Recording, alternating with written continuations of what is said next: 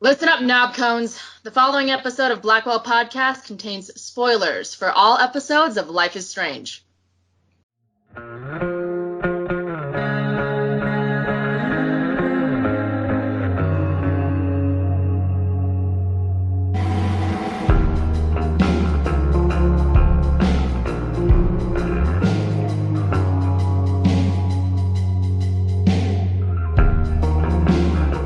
Hi everyone, welcome to the Blackwell Podcast, where we love Life is Strange more than Chloe hates being Ariel. I'm Jamie, joined by Joey.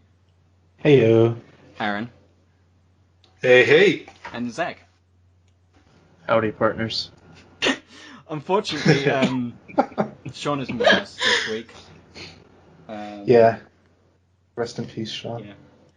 Yeah. We have a very special guest today, and it's Rhianna DeVries.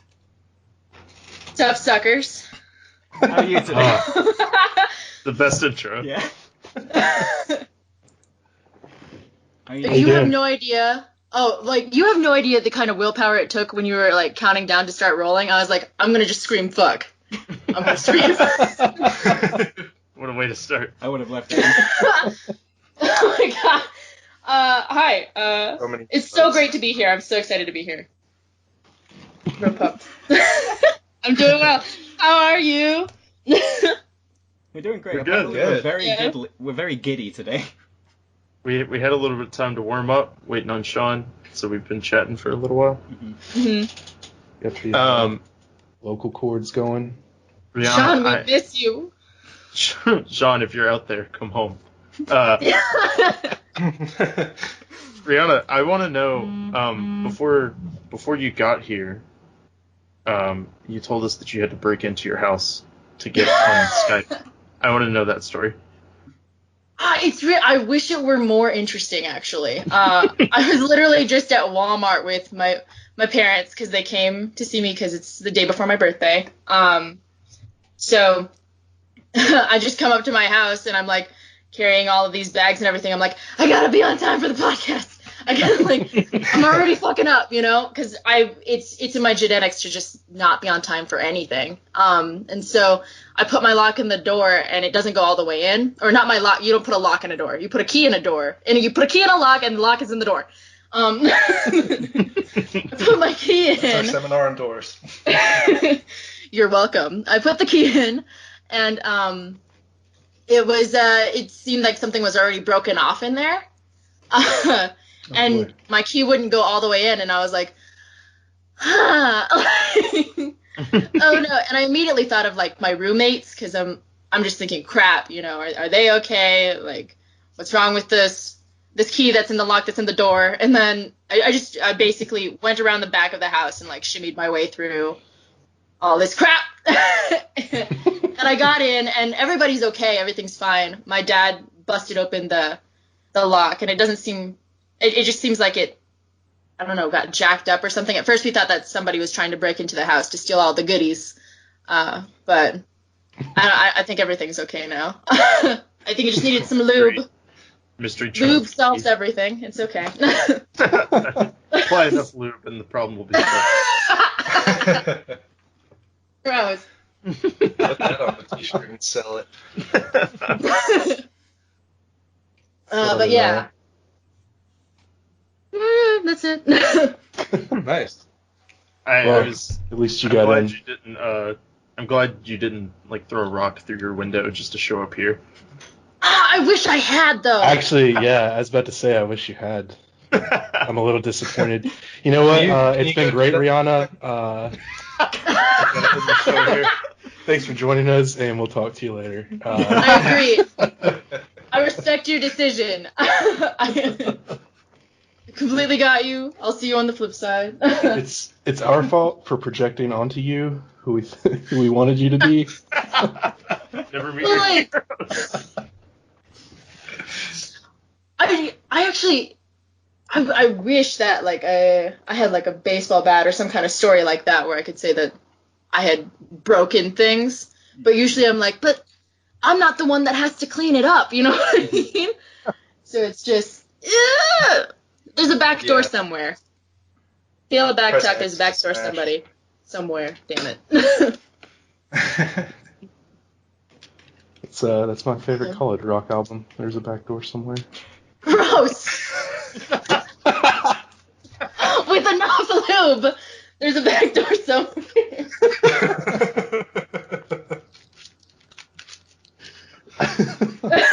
That's a great day. Why don't you tell us a little bit about yourself now that we've had the story of how you got here. I don't know what just came out of my throat. Excuse me. I am about to I turned 21 tomorrow, suckers. Yeah. Oh yeah. So that makes me a Scorpio. I'm a student at the University of Denver, studying theater and marketing and music and statistics and leadership studies and wow. A lot of I love the learning. I am from Colorado. I didn't know how to ride a bike until I was 9 years old. Oh, don't worry. I still don't know. Are you for real? Yeah. Oh my God, Jamie!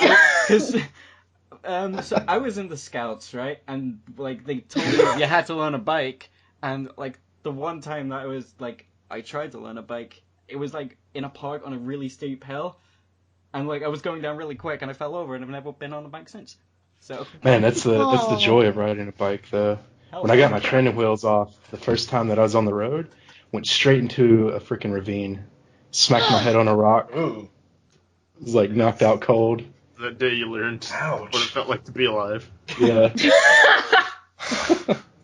You're not living until you smack your head on a rock in a ravine. That's childhood. Yeah. Shout out to my parent for not giving me a helmet. You wear a helmet. I think I was like 13 or something before I learned to ride a bike. So. Oh my gosh, I've never been in a community where like I didn't immediately where like all the faces didn't just turn to me and go, "What the hell is wrong with you?" Like everyone's like, "Oh my God, me too!" Like, that's great. Cool. We should start a gang without bikes. It's a non-biker gang. Non-biker gang. We'll be like tricycles. We're like, no, tricycles. We're sticking with tricycles. I was trying to top it, and then I thought, don't. We're already there. What's better than two wheels than free? Interpol has already put out wanted posters for our elusive tricycle gang. Yeah, three is always better than two, as Jamie well knows. Wait, what? From the Spider-Man trilogy. That sounds real gross. Oh, okay, now.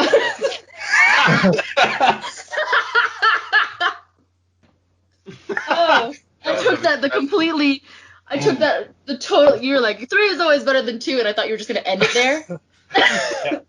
It's up to interpretation. Just keep like all great art. How could you not expect anything other than a joke about the Spider-Man trilogy? That was so obvious. Should have saw it coming. Shame on me. Shame on me. Don't joke about art, guys.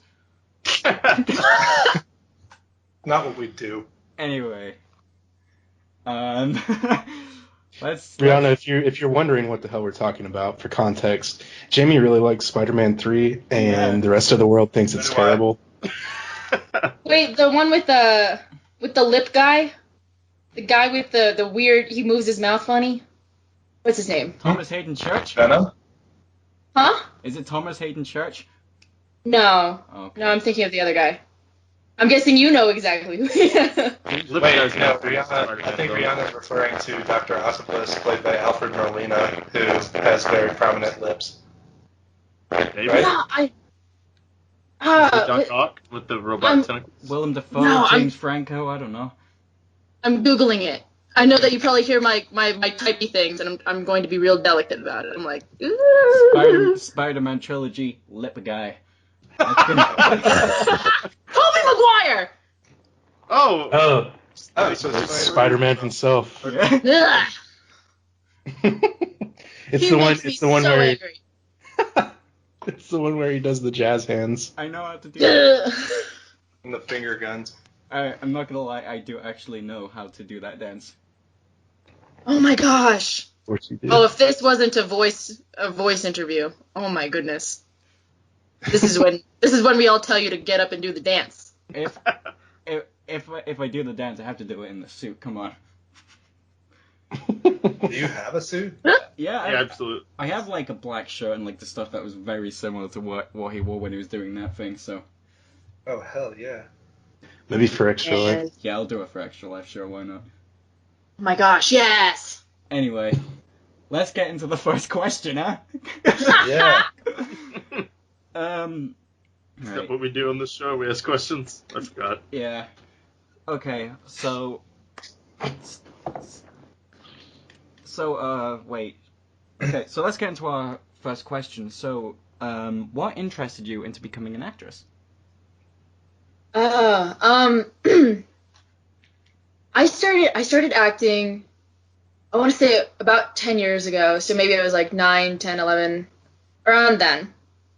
Mhm. And I got into like my school's drama club when I hit middle school, and that's when I started to get a little more serious about it, because like I didn't have a lot of friends, and I was bullied the crap out of.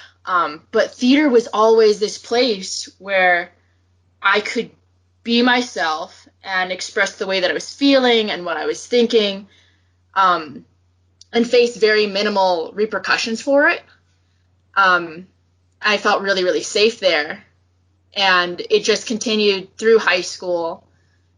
And I don't think I actually decided to pursue it professionally until I was deciding on where to go for college, and I had to actually pick a major. But I think it was something I picked up as a source of comfort and just never put down. Yeah. That's pretty cool. It's not cool that, you were bullied. Yeah. That sucks. But I mean, it's cool that you found an outlet, and it's cool that it became something that like you like wanted to do. hmm Yeah. So how did you get involved with Life is Strange? like the audition process, or? Well, yeah, I guess like just what kind of got you started in the franchise? Like walk us through the steps that made you Chloe. Well, the audition process was real. It was really, really lengthy. Because Deck Nine cares so much about this franchise, so they wanted to make sure that they picked the right people. Mhm. And they were very meticulous about it. And it's the wackiest thing. I saw the audition notice on Facebook. I follow like a bunch of casting calls on Facebook. Not Fishbook. Oh my goodness, Facebook. I follow both of those. And there was just this post, and it was worded really hilariously. It was seeking actresses who are shaped like and sound like teenage girls. Email your headshot and resume here for temporary work in a video game. So I was like, but there's no harm in submitting yourself through email, because it's like the stuff that I was sending wasn't stuff that wasn't. It's not like that stuff wasn't already publicly available. Right. So I sent in my headshot and resume, and they sent back sides with code names on them. Like Chloe had a code name, Rachel did too. The whole thing was just like a rough draft of what would eventually be the junkyard scene. And it was strange in that I was told to just pick a character. I wasn't they didn't say, okay, read these lines. So I looked at them and I picked the one that I was most drawn to, which ended up being Chloe's lines in the junkyard scene. And I recorded my audition tape on the toilet. No way. Yeah. My audition tape was of me sitting on a toilet with like, you can't tell I'm on the toilet, but like my bathroom in my house has the best lighting, and at the time I didn't have a good camera, so you have to compensate. And I sat my laptop down on the sink near me, and my brother read opposite me, and he's no actor, so like the opposite reading lines are like, but Chloe, no, you know. And me like crying into the camera, and I remember being so frustrated because I felt really weighted in the script. It was just so well written that I wanted in so badly. I didn't even know what the job entailed, and I was like, I need to be a part of this somehow. So we took, I want to say, over 20 takes of that same scene over and over and over again, with my brother intermittently making fun of my crying face. There's a reason I'm a voice actor. I submitted that and then got a call back and was told to sign an NDA, and that's when they told us that it was Life is Strange.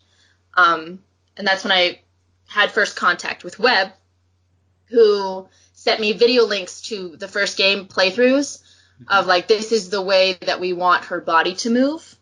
I go in for the physical callback, where it was a really, really fun audition. And my callback actually took place with Megan Kelly, who does the motion capture acting for Steph, for Taylor. Basically any teenage girl that isn't Rachel or Chloe, she does them. Nice. So we knew each other from the jump. And then I get home, and the second I got home from that audition, because I drove 2 hours to get to it, drove 2 hours back, I opened my email, and it's an email from Webb saying, like, we want you, do you want the role? And that's how the motion capture started. The voice acting audition was a completely separate thing. Oh, wow. I was originally only cast to do temporary voice and body acting. So that happened months down the line. And I'm already talking for a really long time, so I don't know. Like, it's like that's after that. It was I submitted my voice acting audition. I think it was a blind audition. They didn't know it was me that was auditioning. They didn't know it was the same girl. And I did it through my little blue microphone.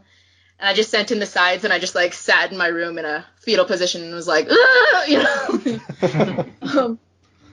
And the rest is, well, you're playing it now. So It's cool. Yeah. I think we talked to, I think it was Alejandro. Yeah. yeah. Who told us that you had started out as just like the temp voice actor, Yeah. and but they had all gotten like they'd all like associated Chloe with you like so much that like they didn't want to. Yeah. It felt wrong to like go with somebody else, I think is what Alejandro said. Oh, wow, wild. What What a compliment. Yeah. I love them. Powerful stuff. Cool. So, yeah, you mentioned, it was very hush hush. There were a lot of code names. It was sort of ambiguous as to what you were doing. But did you know anything about Life is Strange going into this? And if not, what research did you do once you got the part of Chloe?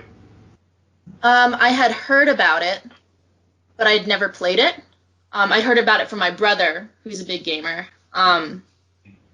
But before the callback is when I watched like a ton of playthroughs. Like I was like, I need to know everything her body does.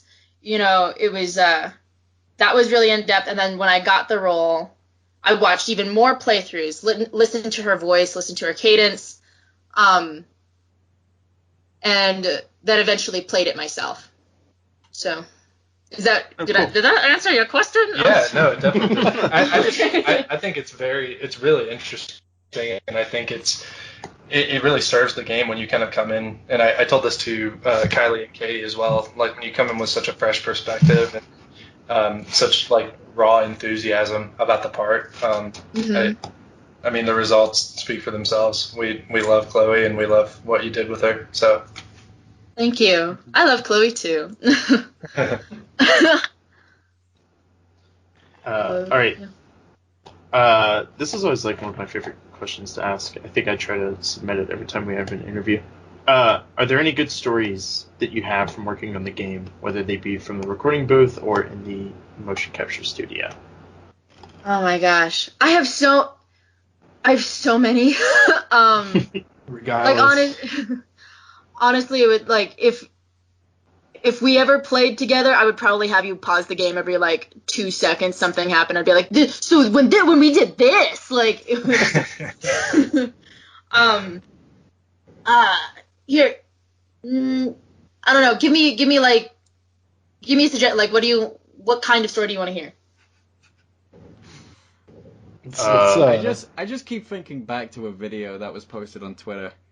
I love that video. Yeah, I know what you're gonna say. Basically, it's Chloe swimming right now, and you just think how sweet ass she is. That did not go in the game. That was literally just Megan and I fucking around. We were on break, and I found a rolly chair, and so I was pushing myself around, and we were just talking, and then all of a sudden she says that, and I turn around and realize she was filming. But yeah, no, that Megan's a lot of fun to work with, and there are so many times that since the motion capture has to be generic unless it's a specific dialogue tree, you have to find like an idol, and Webb wants to be those things. Webb wants to be those things. Webb wants those things to be as like applicable to multiple dialogue trees as possible, but also as organic as possible. Mm-hmm. So he will oftentimes let us improv it. And there was a big problem during episode 1 when we were doing the motion capture for it, where each of us would say things to make the other one laugh. And you would start to see the sensors shaking. And so for a while there, Webb was like, you can't just like, we have to focus. Because there were just so many times where we would be in a scene and someone would go, but what about salsa? Am I right? It's so much fun. The motion capture process itself is just, it's a lot of the time Webb is so great about having a collaborative setting. So he'll just say, okay, you have to start here, you have to end here. These are the things you need to interact with. These are the things you can't run into. These are the things you can. And then sometimes I'll turn to him and I'll be like, can I kick it? Can I jump on it? Am I allowed to, do X, Y, and Z? And then he'll have to consult with animators about like whether or not I'm allowed to kick over a trash can or what have you. But other than that, he'll say, go for it. And then we all just get to like, for the first run through, we just get to punch it out and do whatever feels right to us. Uh-huh. And then we clean it up a little bit. Cool. So the motion, it just lends itself to a lot of creativity and funny moments. I want to see the unedited edition of the game where Rachel and Chloe are just constantly knocking things over while trying to carry on a conversation. That's really cool. Like we don't hear many stories about like the mocap behind the scenes stuff. Mm-hmm. So that's one thing we're missing. Yeah, that is it's a great room to be in. 10 out of 10 room. Would recommend. I think I'm actually gonna be in a mocap room whenever I go back to college. And I'm just gonna, because I know it has like on one side of like the media classroom there's a recording booth and there's a mocap studio. So whenever I do it and I'm gonna be like animating, I'm just gonna have absolute fun. I think like since I don't have any friends, I'm gonna have to be everybody. It's gonna be fun. Oh, dude, one man show. Speaking of, like, if you want a one man show, Firewalk. Yeah. The entire band was one person, and that's Webb. Webb went through and he plays all the instruments. Yeah, Webb does the motion capture for everybody in Firewalk. Oh my gosh, I'm going to tweet at him later. I knew he played bass, but I didn't know he did all the mocap for the band. That's awesome. I'm pretty sure I watch him tweet at me after this and be like, no. But I can say for certain that he definitely did the drums and the female guitarist, because those are the ones that he mentioned to me. But I freaking love Yeah. that. And like, I'm not even joking. Like, I genuinely like that song. Like, I spent so much time in that scene because I loved that song. I just kept it rolling. Which one? So The good. Are you talking about the Pisshead one or the Firewalk one? Oh, sorry, the Firewalk. Where like you're exploring around the mill and like just doing all the objectives, Yeah. and you can hear the sort of muffled like in the background. And I was just like, yeah, I'm feeling pumped. Great Firewalk. soundtrack. Firewalk kicks ass. So does Pisshead. Yeah. Pisshead. Absolutely. I'm really into Pisshead. Pisshead forever. That's the merch that we need. Yeah. Yeah, Pisshead merch. for You guys, real. you know about who plays the Pisshead song, right? I think Yeah, it's That's shout out a to the people, people right? Yeah. at Deck 9, right? Yeah. Oh, I It's didn't so know great. You that. did? No, I didn't. That's awesome. It's all the guys at Deck 9. It's like they all got together and did a jam session. It's really cool. It's good, too. So It's really talented. good. Yeah. Talented So people. cool. So what about any good stories from recording booth? Anything that sticks out? The immediate thought that comes to mind is the first time that Kiley and I did a dual mic session. Mm-hmm. We were doing the scene in the train, and she's like, oh gosh, you've seen her, right? Like, she's fucking gorgeous, and she like looks up at me. She makes it real easy to play off of her because she like looks up, and I'm like, fuck, you know. But there came a point. I'm trying to remember what word. She would trip up on certain words and pronounce them in the like most bizarre way. I think it was Kathmandu. One of the dialogue options is like, you choose to go to Kathmandu or something along those lines. And she looks up at me and she has this like sultry look on her face. Mm-hmm. And she goes like, Kathmandia. And everyone like kind of freezes because we were also gathering facial reference at that time. So there's another guy in the booth with you with a camera in this what's supposed to be an intimate moment, and she goes, Kathmandia. And I couldn't contain myself because we were both just so out of our minds nervous about like delivering something, you know, that felt so like that feels right and finding each other in it, you know, Right. through this like swamp of feelings and nerves and anxiety. And like I feel like that's when we clicked, you know, when we're like, we're on the same track here because I definitely would have done the same thing. We'll always have It was a sweet Kathmandia. moment. That's Right. yeah, that's good shit. That's that good. That's I love the behind the scenes stories. Mm, Yeah, those are always my favorite questions. yeah. There's so many. Crap. Is someone crying? No, I'm laughing because Joey just reminded Oh. me of a video. So, there's this video. It's like from when Vine was still around. And it's like a kid and her dad. And the kid goes, look, Dad, it's the good kush. And the dad just looks and goes, it's the dollar store. How good could it be? I remember that. Man, rest in peace, Vine. Yeah. Gone too I know. soon. For Yeah. real. Every time I've said this like anytime it comes up, every time there's like a Vine thread of like people's favorite Vines. It doesn't matter what time of the night it is. Like, school be damned the next morning. I'm staying up and like watching every single Vine that's in that thread. Mm. Yeah, that's what I did last week. Because Sean brought up that one Vine, and I was like, oh, I got to go back. And it's just a void. It sucks you in. So good. Bring back Vine. You know, if you're listening to this and you have the power to do so, bring back Vine. Yeah. We'll all thank For you. the greater good. It's a public service. Yeah, you'll be everyone's hero. So Yeah. All right. So moving on to the next question. Do you relate to Chloe in any way? Well, yeah.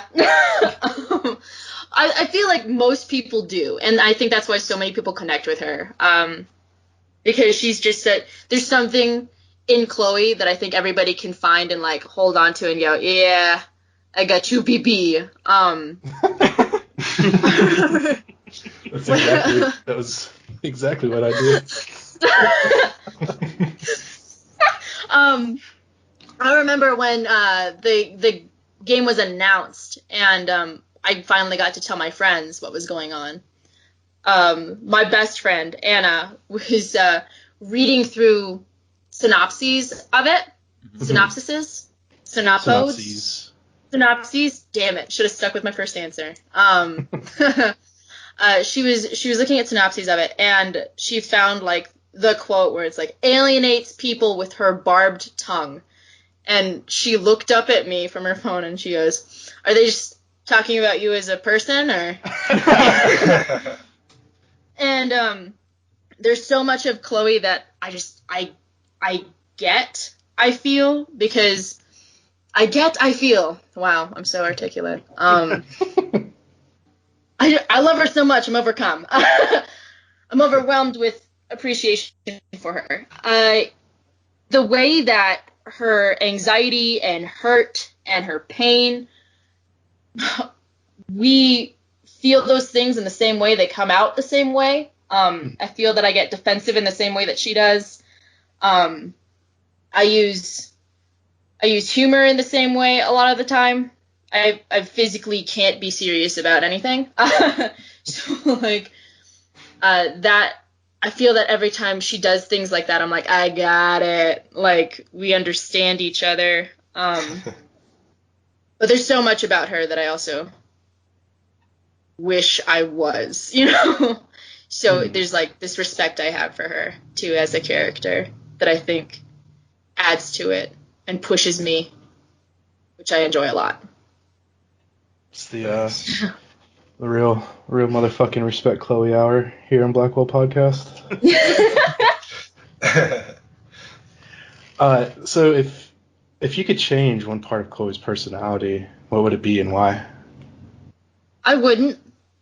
I feel it would be invalidating of who Chloe is as a character to change anything. Because we're all just like, people are like big, messy masses of twine and goo and sadness and joy. And if you move any component of that or you take it away completely, we're not who we are anymore. And I feel that would be a disservice to who Chloe is for me to say like, I wouldn't make her say Nabcone again or whatever, you know? Thank you for that. Well, that is seriously, best answer. Yeah. And it's also an amazing segue into the next question, which is, what is your favorite Chloe line? Hell yeah. Anything in the D&D sequence. Yeah. Anytime I got to use a funny voice to make fun of someone. Oh, the Principal Wells voice really got me.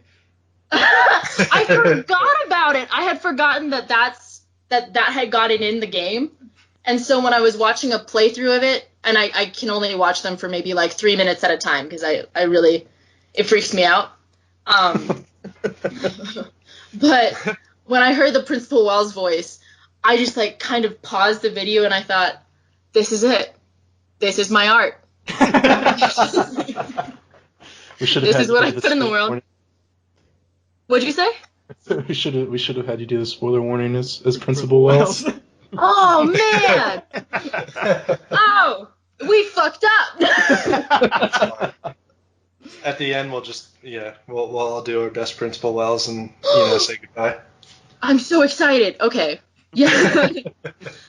I'm not excited for it to end. I'm excited for the Principal Wells voices.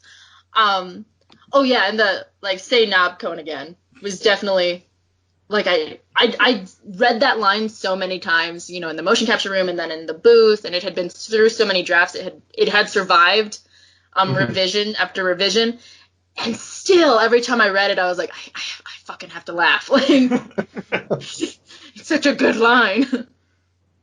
It is. It's like one of those. It's one of those things that like jumps out, and you're kind of like, well, where the fuck did that come from? Yeah. But it's really, it works so well as an insult. Like it's like, okay, you know, I can't even be mad that you're insulting me right now. Right. It's disarming. It's one of those insults that makes you go, wait, what? And you like try to figure out what it means, and then by then you're already like in the dirt. Like you're done. You lost the fight. Yeah, you lost the back talk. That reminds me. I'm like full of segues because everything that like I think of is like a reference to something. And when you were talking about Aaron, that it's like you're just kind of blown away by the you can't really think of a response. It reminds me of a scene from The Simpsons when Homer gets called slow, and he's just thinking, it's like something said not good, and when he said they called him slow, it's like hey, and then everyone's left, and like Lenny's at the phrase like, oh Homer, you're still here, you really are slow, and it just repeats again. Like someone said not good. Got him. It's a brilliant show.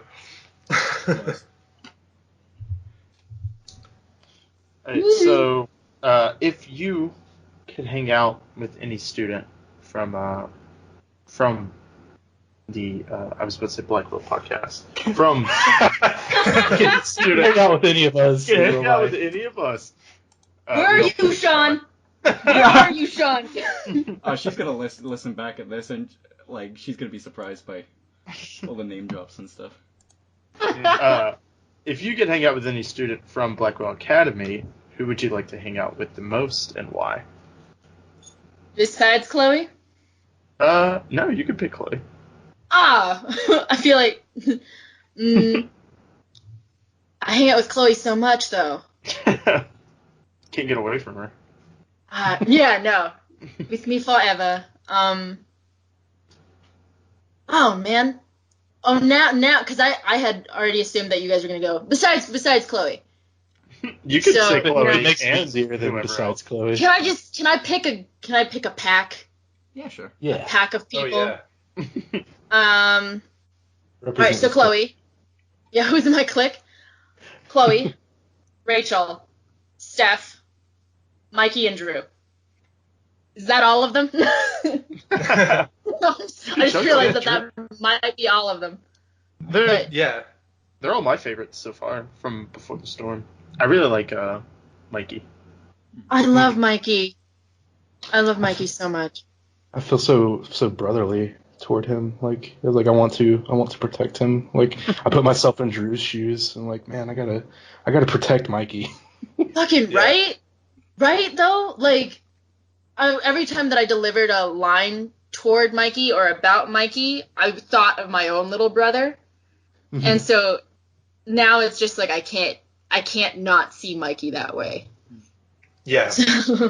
It's like, and it's the little things too. Like he's very, I mean, there are the obvious things about his personality that make him endearing, but to me, it's like, I don't know. I feel, I felt the most when I like walked into the room and you see his like toys on the ground, No. and that's like, yeah, I'm just like that. That's like what speaks to me the most is like those like little subtle things about his personality. Can we talk great. about the cinematography in that scene in particular though? Like I'm fucked up. How much time do you have? 20 hours. Yeah, it's amazing. The lighting and the framing, it's beautiful. Ugh. So talented, Deck Nine. Whenever That's not to put anybody on blast here, but that's better environmental storytelling than sticking a skeleton in a corner of a game. Just gonna throw that out there. Oh, I got it. Okay.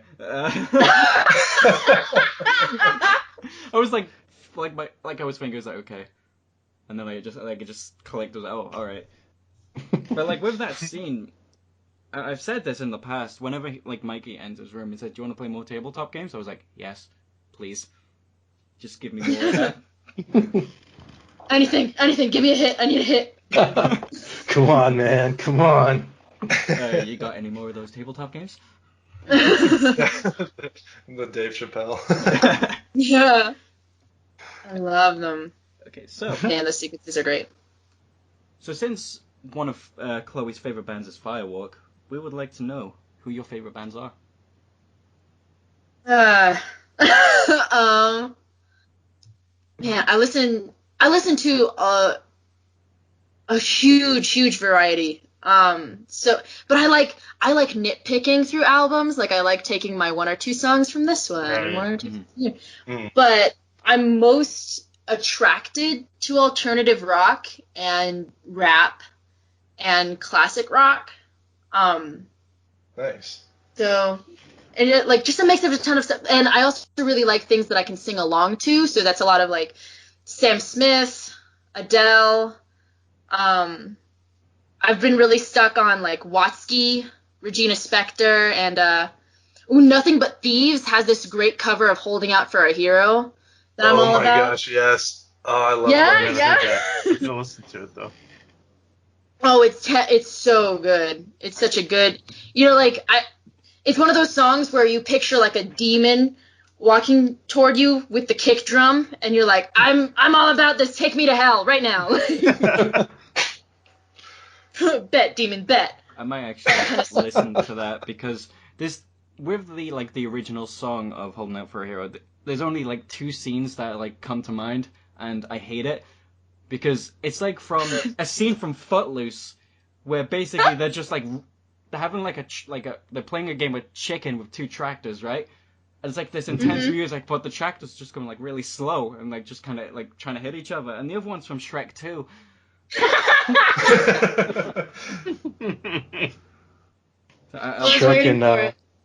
Shrek and Saints Row is what comes to mind. The Saints Row one. That was really funny though. It was really well done. Yeah, I'll make sure. So, would you say that you're like a playlist person rather than an album person? Yeah, absolutely. Like a good mix. Yeah. Put that shit on shuffle and let it ride. I'm into it. What are some of your favorite rap artists? Recently I've been listening to, I don't know if this would necessarily, because they do like a mix of like dubstep and rock and like some alternative, and then there's rap in there. But Grandson, I listened to all day yesterday, and that's the first thing that popped in my head. A little bit of Watsky, a little bit of Eminem, some Macklemore, Chance the Rapper, Kanye. Yeah, everybody gotta listen to Kanye. Nicki Minaj, Cardi B. I don't know if I'm saying this right, Dej Loaf, but because I've never like heard it said, so I just like read it. That's how you know that nobody's ever like they've only ever read the word because they haven't heard it said out loud. But Dej Loaf, I guess. Nobody knows. Yeah. Ooh, Cupcake. I know some of these people. I've never heard a lot of them. I know Yeah. some of these words. Please look up. I need you to look up. It's horribly vulgar. So like, if you're not into this kind of stuff, then don't look it up. But like, Cupcake, I think it's called like, Chopsticks or something like that. It's great.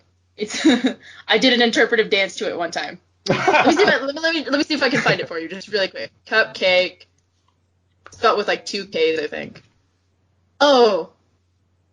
This is me singing to you to distract you from the fact that I'm definitely looking up a vulgar rap song while we're on a podcast. La la la la la la la la la. I'm leaving this in. Where is it? Oh, Deep Throat. Of course. It's hilarious. It's just really funny. Treat yourself if you're into that stuff. I'll definitely check it out. I'll tweet you after I listen to it. Please. That's completely wholesome. Oh, it is if it's done right. I'm so sorry. Heyo. Said that. Hi, Mom.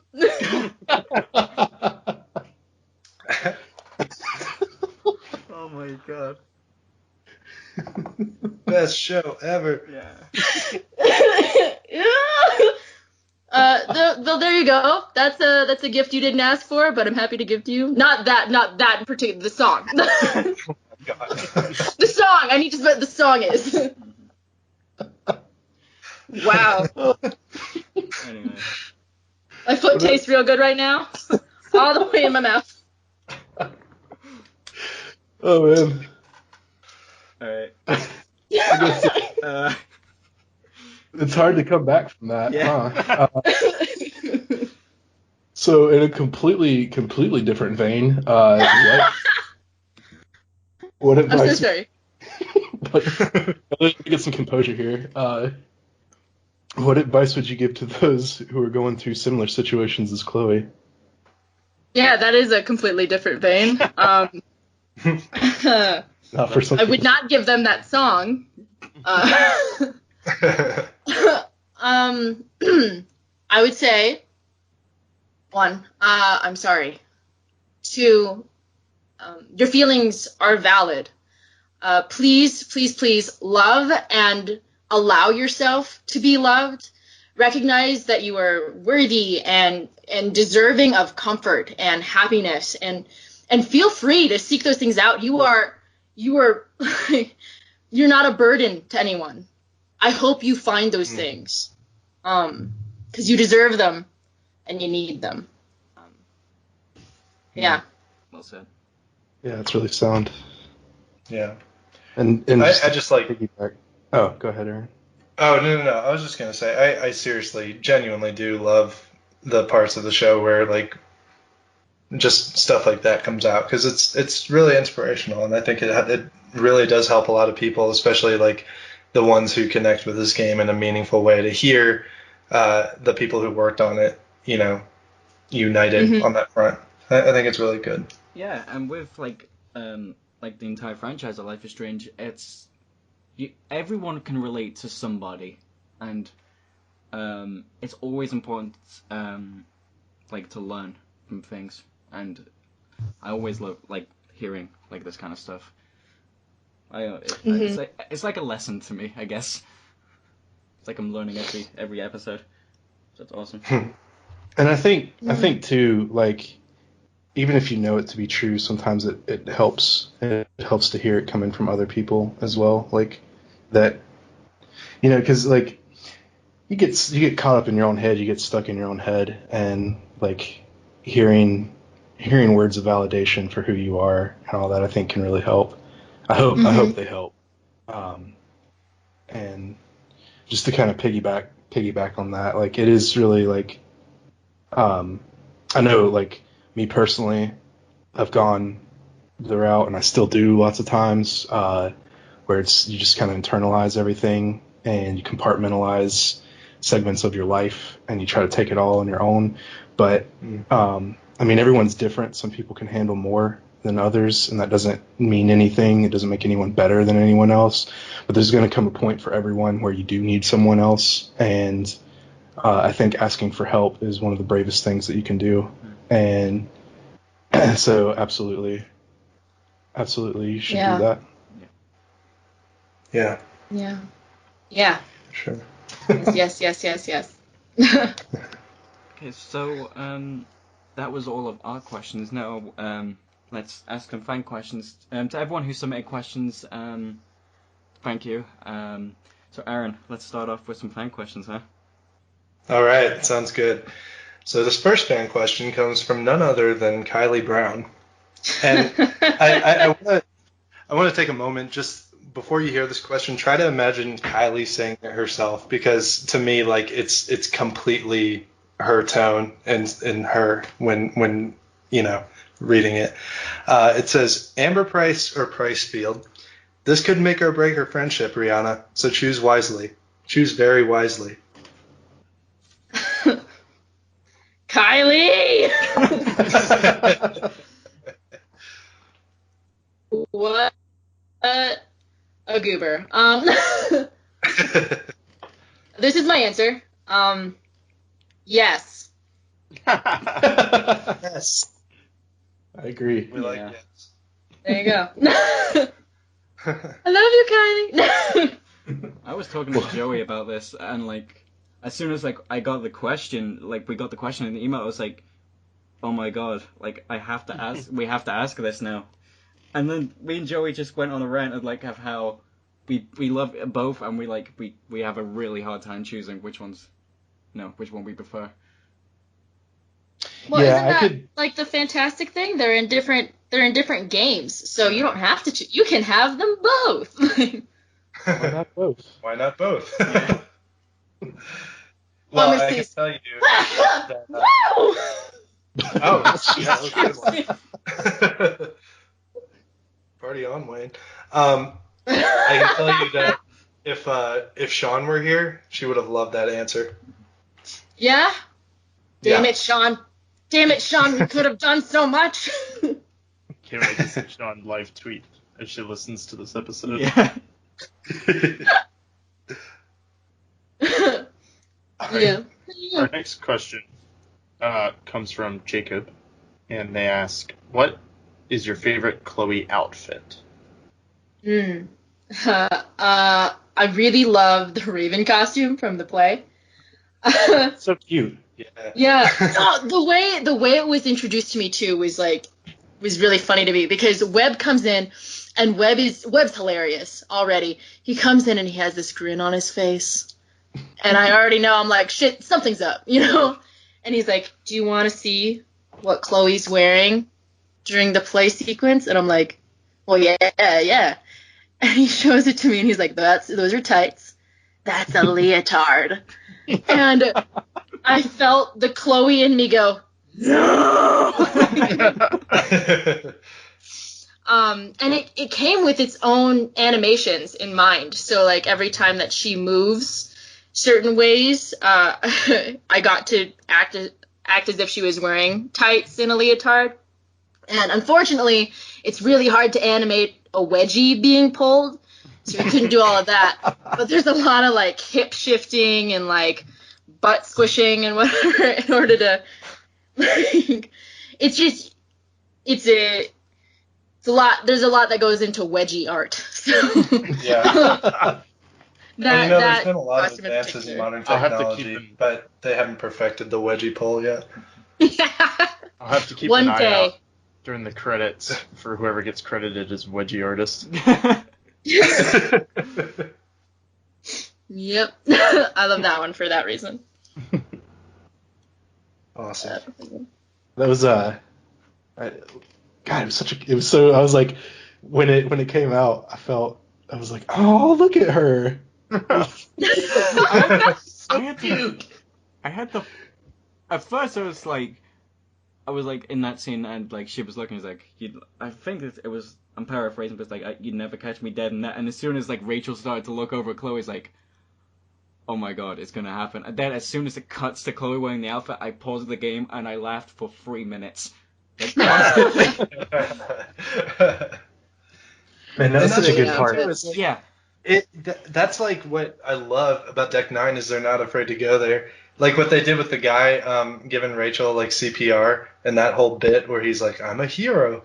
Like it's something new, and like this like silly humor that still fits within the it's like the game's tone, but it doesn't take away from it. I just love it.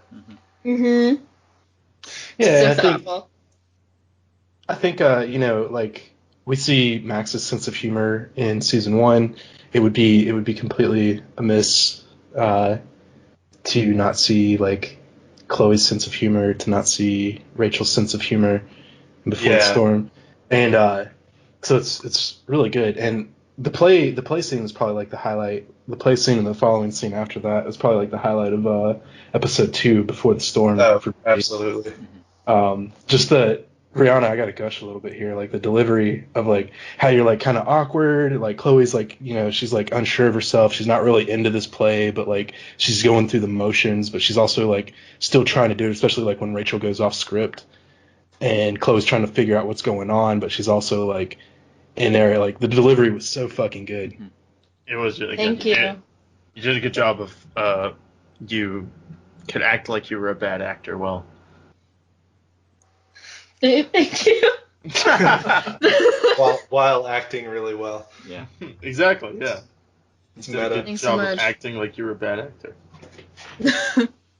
Thank you, man. Okay. So our next question. Oh, that's you, Jamie. What am I doing? I don't know, Joey. What are you doing? I never know.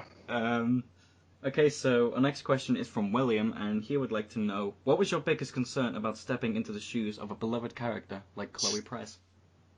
It's from William? Yeah. Great name. Back from the grave to ask. Yeah. Yeah. Dad, not doing her probably not doing her justice was a massive fear of mine. This game means so much to so many people, and the weight of that isn't lost on me. And specifically, this character she symbolizes and represents a lot of the way that people feel and how people cope, and they find a lot of solace in her. And having that, like, in my hands was something that was like, fuck, you know? My biggest concern, yeah, like, just like, damn it. But that was probably the biggest concern for me. It's a privilege to take on a character that, like, so many people can relate to and find solace in. And I'm so lucky to have such great performance directors like Webb and Phil to help me, to guide me to where she needs to be. Because it's so critical to me that she continues to be a character that offers representation and comfort to those who require her. The game on its own is so large and looming. The themes covered in Before the Storm need to be treated thoughtfully and authentically. And as excited as I was to be a part of something like so much bigger, it was really intimidating to tackle. I'm so happy to have had a hand in bringing a piece of art that carries so much to life, because it's just wow, you know. Right. But that was a big concern. Well, I hope that concern has been eased with I mean, with the reception. that's you. That's on you guys. So it's like, because like I hope you received it well. Oh yeah, definitely. Like, I hope you liked it. Yeah. Chloe was probably my favorite character from season 1. I mean, I have Max, Chloe, and Kate from season 1 as like the holy trinity, I guess. But I think Chloe, I related to Chloe the most and all that. And so like actually getting a game with her and like everything about her being done so well, including you, Rhianna, including your part. Yeah. And Thank you. I was really, really satisfied with that. So unless they just go completely off the rails in episode 3, I think it's a go for me going to Hollywood. Thank you. Yeah. I'm glad you feel that way. I remember very vividly as soon as like I finished episode 1 of Before the Storm, and I was just like lying down in my bed, just thinking of how much like of a great job that you did as Chloe, and we'll like kind of touch on it in the next question in a bit, but like later on. But oh my god, I was like blown away. Thank you. Yeah, there's this sort of like WhatsApp chat that me and Joey and Jamie are a part of with a few other people that we met online and that we all met through Life is Strange. And after episode 1 came out, and everybody had played episode 1 Before the Storm came out, and everybody had played it, the one thing that I think everybody said whenever we all were talking to each other in the chat was that Rhianna nailed it, and that she was like she was a great Chloe. Like you were just as good of a Chloe as Ashley Birch who came before. Mm-hmm. I'm not crying, you're crying. That means a lot. Thank you. Well, it was just... Sorry, am I still a robot? No, you're good. You're good. Okay, now. awesome. It was just so cool. Like, I didn't know what to expect with the prequel, and when they released the initial teaser trailer at E3, and even when they showed the first playthrough, where you got to see different scenes and like at the mill and at the junkyard, it was so cool because like not only was, I mean, we've said it a million different ways, it was an amazing performance, like awesome job, but it made me think and wonder. It was like how different would it have been not only with another voice actress, but if they had the original voice actress, would it have come across differently? Because this is a younger Chloe Price. This is somebody who's more vulnerable and not as self-assured, and that really comes through. You know, she's like, even in the intonations and the way that she delivers lines, she's still got an attitude and she's still Chloe, but it's like, again, it's like picking up on those little subtle cues that are not quite apparent. Like, you can't put your finger on it. It's just like, it's believable. And it's, you know, as much as they did to recreate the atmosphere and the scenery from Arcadia Bay, which was also phenomenal, this was what sold me on it. Wow. Ah! Thank you. So, we've all gushed. Yeah, let's get it together. Thank you so much. All right. So Thomas wants to know, do you have any projects for the future that you can talk about? No. I'm a theater rat. So linking you to any of my new work would be a little difficult. But stay tuned. Let's see what happens. Woo woo. I think episode 3. Yeah, episode. Maybe look at that one. Yeah. Check it out. Do you do a lot of plays? Are you like in a lot of... Yeah, that's what I'm studying in college. Yeah. I don't know how to. I was like, elaborate on it, and then I thought, you can't, dumbass. It was a yes or no question. Yeah, I do. Plays are usually what I'm in. So this was like a whole deviation. Nice. Do you have a favorite one so far? That I've been in? Yeah, favorite play. Yeah. I like that play too. Yeah, right? Oh my god. I the first thing that comes to mind is A Midsummer Night's Dream, because the process behind that, I played Puck, and I liked the process so much because my director essentially told me, you don't have any blocking, just know your lines and fuck with everyone else on stage. That So that rocked. Yeah, that one was probably it because of the process behind it, but based off of playwriting, I would probably say when I did Our Country's Good by Timberlake Wharton Baker, which is a stellar name.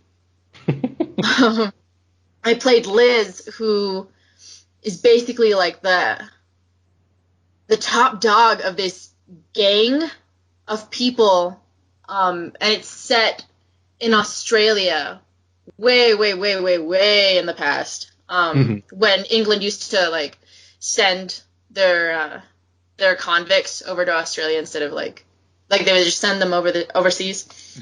Right. And so it's set in Australia, and it's basically thematically it covers how theater can bring out the humanity and the civility in others and cause them to feel more empathetic and compassionate toward each other, which I really enjoyed. Her stuff is really good. Timberlake Wharton Baker is a really great dark playwright with really dark humor. I like that a lot. Wow. That's cool. Do you think you prefer the stage more than the booth, or is it kind of a mix between the two that you like, or what's up with that? They are both my children, and I will not choose. I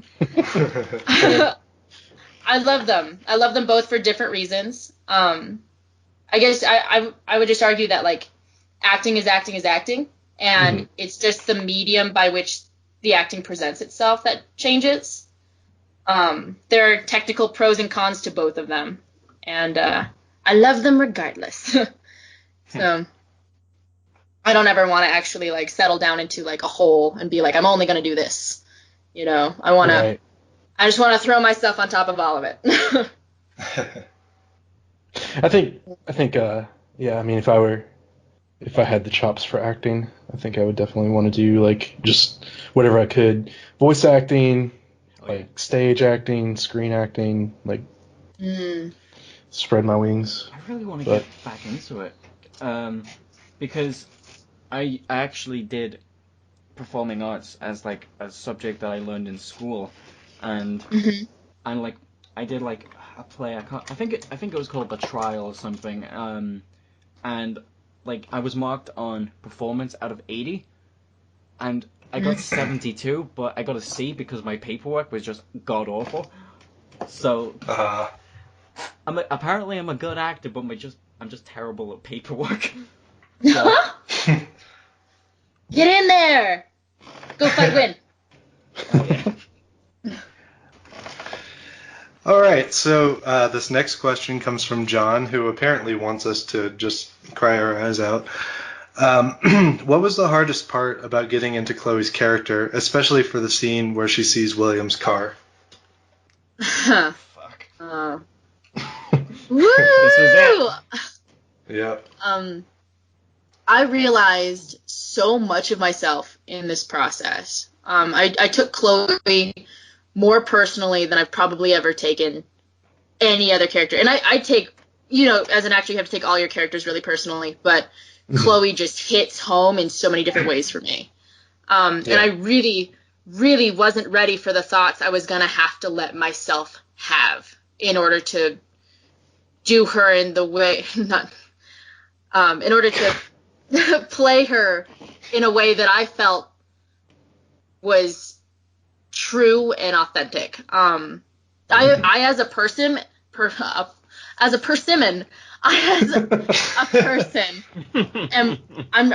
so quick to deflect and make jokes, like the one you just heard about me being a persimmon, about.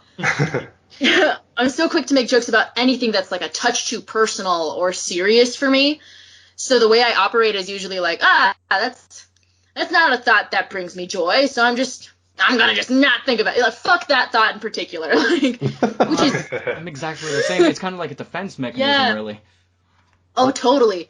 It's so problematic, and you end up like bottling everything up. Yeah.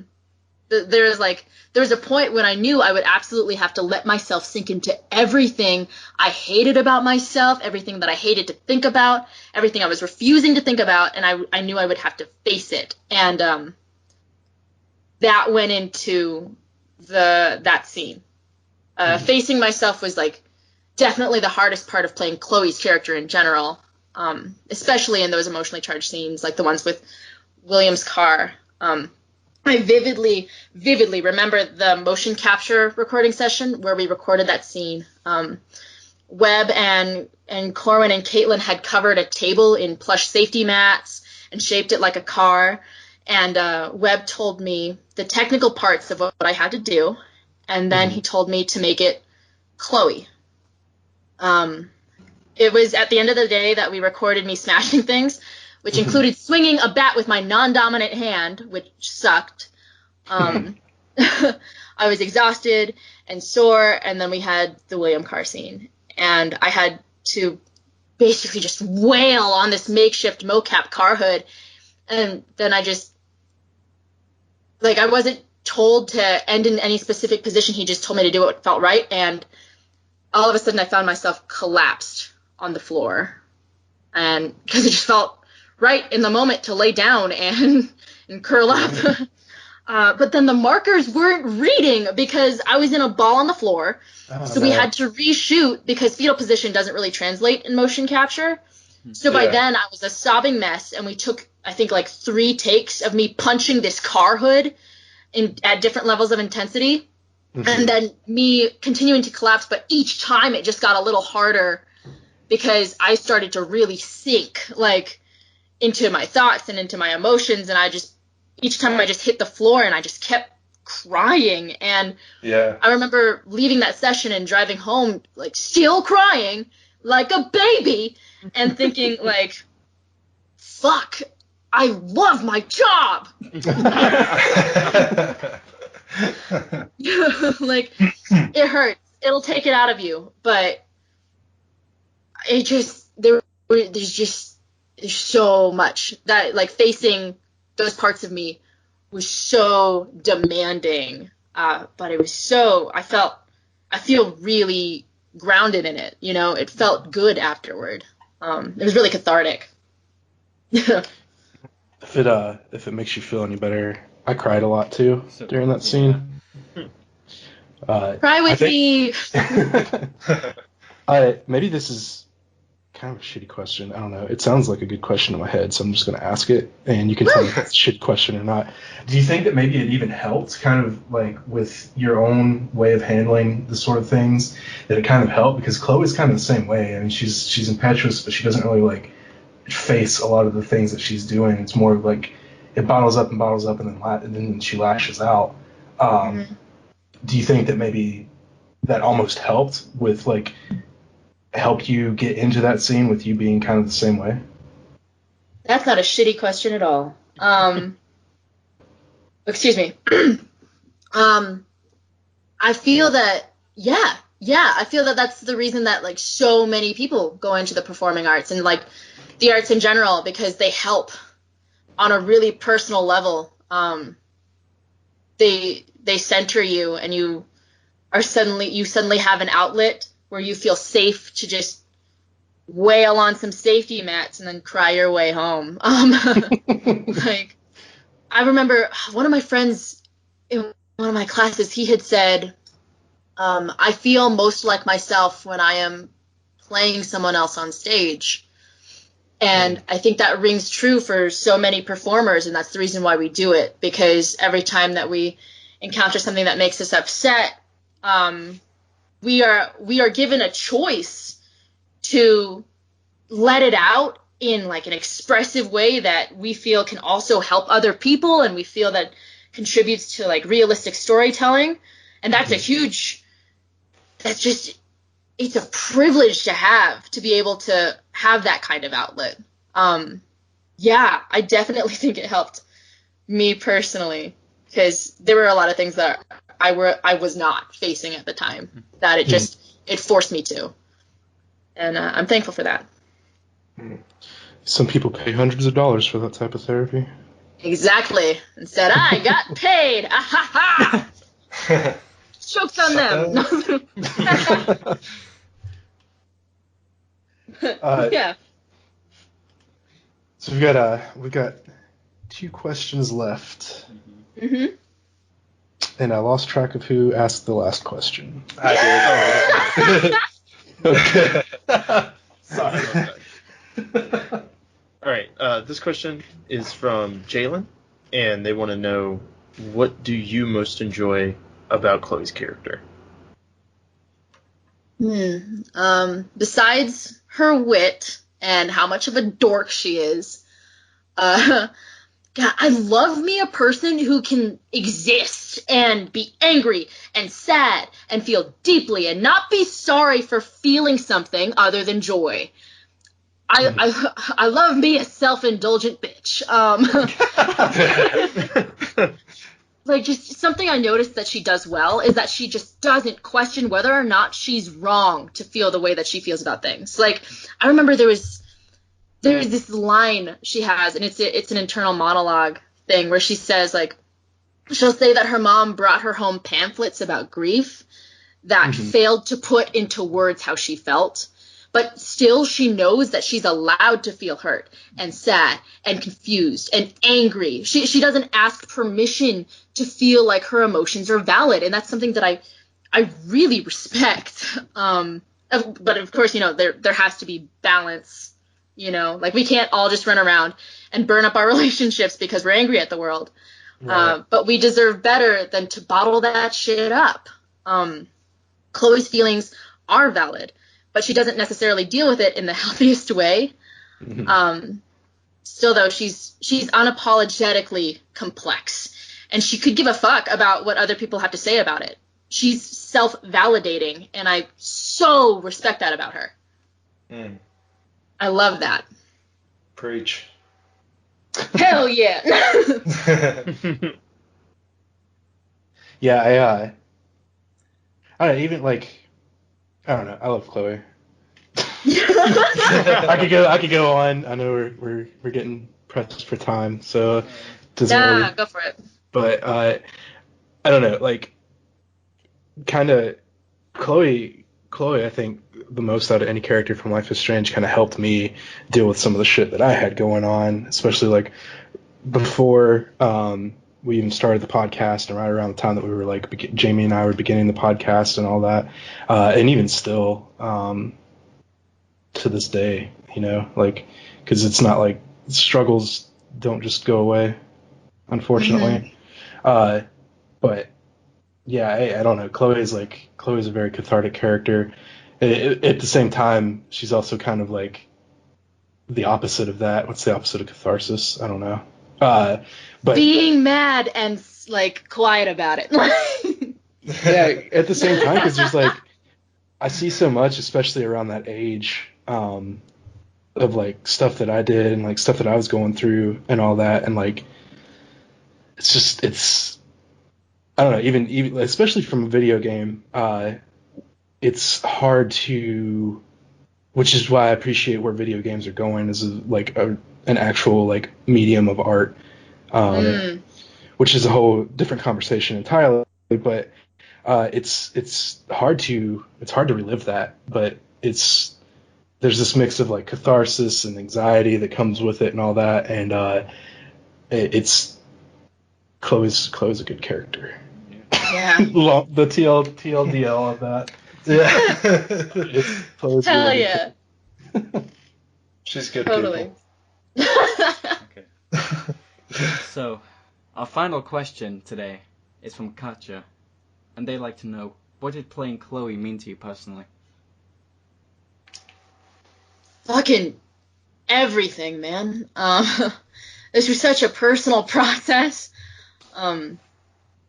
Getting to play a strong character in a dynamic world within a storyline that covers so many themes that I take really personally, like, that's the shit I live for. She just, like, when I was 16, I remember talking to this girl that, like, I had a huge boner for, like a heart boner, and also like a body boner, like shit, man. We had been like really, really close friends for years, but had always kind of had an undertone of romance in our relationship. And I remember talking to her one day, and we were talking about how we felt about one another, which is terrifying. And neither of us wanted to admit that we were into girls. Like, we were both so freaking scared about it. Like, shit, if I admit I'm into girls, then what will my parents say? If I take you on dates, what will happen at school? I grew up in a more conservative area, and we knew of some queer folk that were out at the school, but we were still learning to accept ourselves. Right. And like, I just want to go back and shake myself for not allowing myself to admit how I really felt. I didn't have the nards that Chloe has in that junkyard.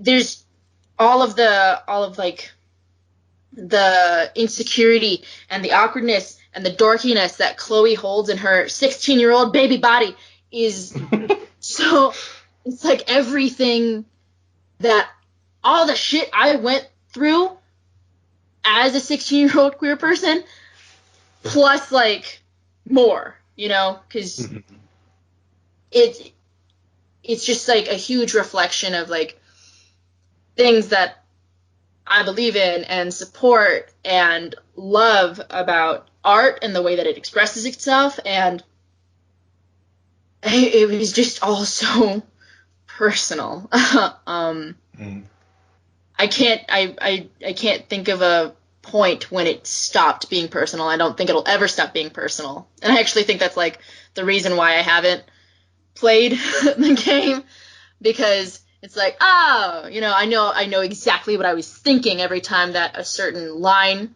happens or is delivered. Mm-hmm. And I'm like, that's, like, I knew where I was at then. And it's not, there's just so much more there, Yeah. That's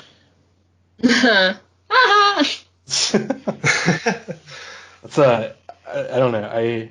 I really appreciate because I know there are certain roles, especially like ones that you take kind of just to get by, that don't really mean that much to you. But I love to hear like when people talk about the roles that they took like meaning so much to them, and because it's a cool juxtaposition, because we look at what these characters mean to the fans, and we look at like what it means to the people who've gone through this similar stuff, and they can like they're feeling represented by this character, and they're attached to this character for these reasons.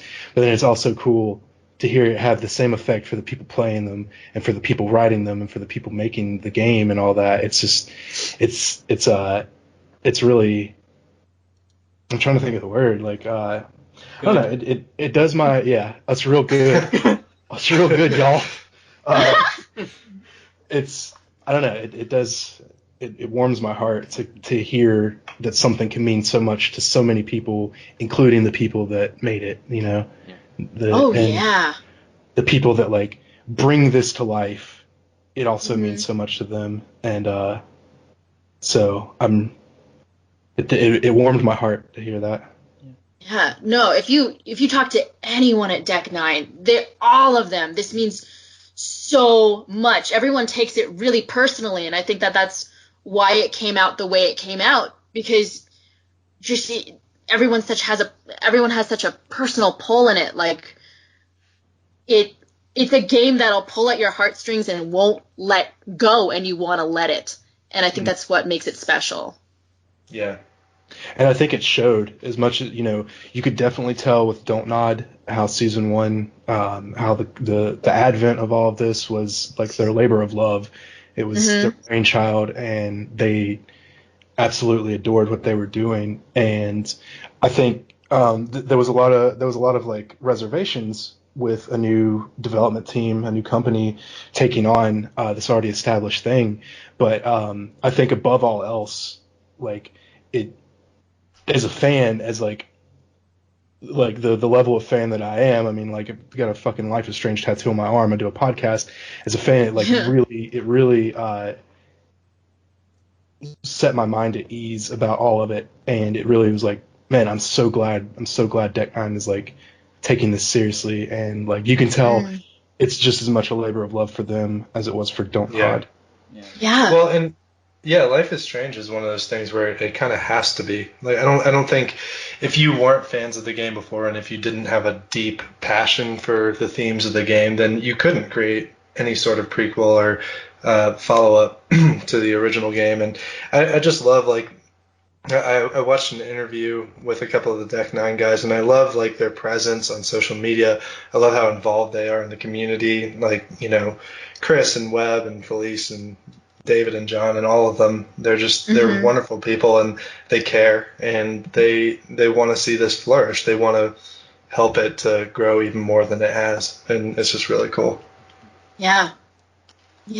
Oh, I love them all. Oh, man. So yeah, that's all the questions that we have for you today. Before we let you go, can we make a little announcement on this episode? Okay, as long as you do the Principal Wells thing. Oh. I will make you fulfill your promises. You gotta do it in Principal Wells' voice. Yeah. All right, it's like a PA. It's a PA announcement to the student body of Blackwell. You're putting me on the. You're gonna be fantastic. 72 out of 80. Don't bring my score into this.